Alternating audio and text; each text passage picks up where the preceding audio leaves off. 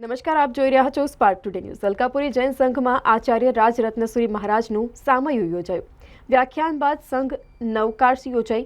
જૈન અગ્રણી દીપક શાહે જણાવ્યું હતું કે આજે સવારે નેમિચંચી શ્રીશીમાલ પરિવાર દ્વારા આચાર્ય રાજરત્નસુરી મહારાજનું ભવ્ય સામયું તેમના પુરુષોત્તમનગર અકોટાથી કરવામાં આવ્યું, જેમાં આચાર્ય રાજરત્નસુરી મહારાજની સાથે આચાર્ય ધર્મરત્નસુરી તથા સાધુ સાત્વીજી ભગવંતોની સાથે ચતુર્વિધ સંઘ વાજતે ગાજતે અલકાપુરી જૈન ઉપાશ્રય પધાર્યો હતો અને ત્યારબાદ આચાર્ય રાજરત્નસુરી મહારાજનું વ્યાખ્યાન યોજાયું હતું।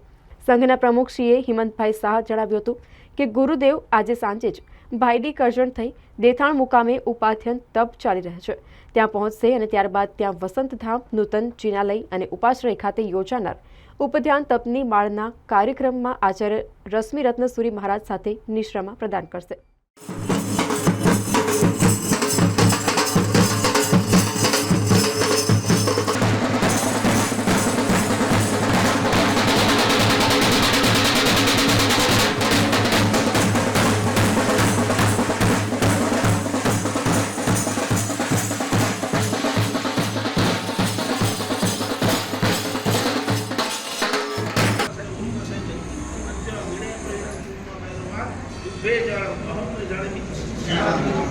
जनो शलाकया नेत्रमुन्मीलितं येन तस्मै श्री गुरुवे नमः।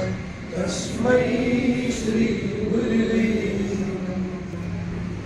ओंकारं बिन्दुसंयुतं नित्यं ध्यायन्ति योगिनो कामदं मोक्षदं चैव।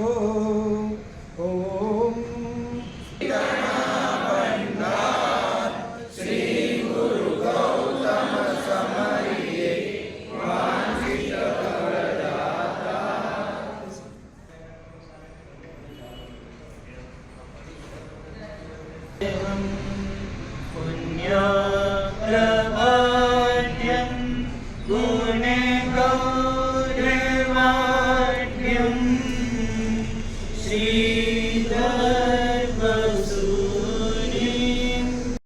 शरीर निरावार सुख संयोग यात्रा निर्वाह होगी स्वामी साता चली बात प्रवीण लाते जोगी इच्छामी क्षमा सबनो वंदे वो जामने जाए निश्चयाय मध्येन वन्नामि अपन सुख साता मशो इच्छामी क्षमा सबनो वंदे वो जामने जाए निश्चयाय मध्येन वन्नामि इच्छामी क्षमा सबनो वंदे वो जामने जाए निश्चयाय।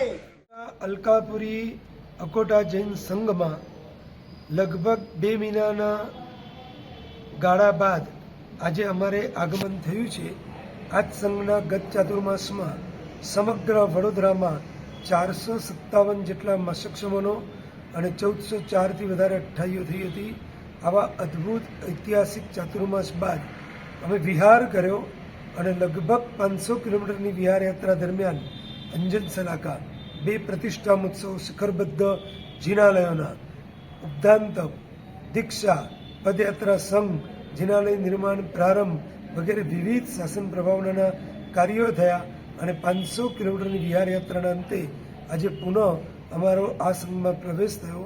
સવારના સામૈયા બાદના પ્રવચનમાં અમે મુખ્ય વિષય લીધો હતો નાસ્તિક ભગવાનનો ઇનકાર કરે છે, આસ્તિક ભગવાનનો સ્વીકાર કરે છે અને ભક્ત ભગવાનનો સાક્ષાત્કાર કરે છે। વિસ્તૃત 50 મિનિટના પ્રવચનમાં ભક્ત ભગવાનનો સાક્ષાત્કાર કઈ રીતે કરી શકે એના અલગ અલગ વિષયો અલગ અલગ ઉપમાઓથી સમજાવવામાં આવ્યું હતું। આજે સાંજે અમારો વિહાર અને એ પછી Vadodara Mumbai national highway touch Karjan અને પાલેજની વચ્ચે નવનિર્માણ પામેલ શત્રુંજય યુગાદિદેવ દિવ્ય વસંતધામ તીર્થમાં અમારી તારીખ 11થી તારીખ 24 દરમિયાન સ્થિરતા રહેશે। ત્યાં વડીદીક્ષા ઉપદાન તપ મહોત્સવ વગેરે કાર્યક્રમો થશે। તે પછી અમારો વિહાર મુંબઈ તરફ, મુંબઈમાં 1 અંજન સલાકા 2 વિશિષ્ટ પ્રતિષ્ઠા મહોત્સવો, 1 ઉપાશ્રય ઉદ્ઘાટન, 50 વર્ષનો જિનાલયનો સાલગીરી મહોત્સવ, દીક્ષા વગેરે કાર્યક્રમો થશે અને તે પછી અમારો ચાતુર્માસ પાલિતાણા હોવાથી પાલિતાણા તરફનો વિહાર।